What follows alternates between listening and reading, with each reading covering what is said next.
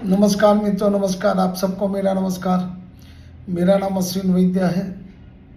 आज मैं आपको दो अच्छे बातें सुनाने जा रहा हूँ। कभी जो रिश्ते सुकून थे, अब वो गहरे घाव बन गए।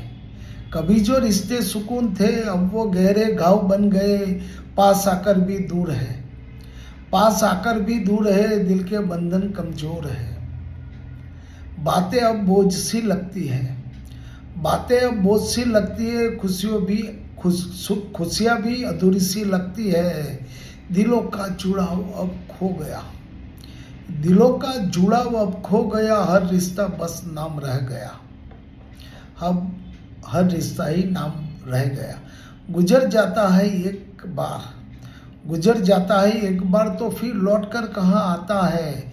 ये वक्त याद बनकर बस दिल में ही रह जाता है। ये वक्त याद बनकर बस दिल में ही रह जाता है। तड़पता है कभी बहुत, कभी कभी हंसाता है। तड़पता है कभी बहुत, कभी कभी बहुत हंसाता है।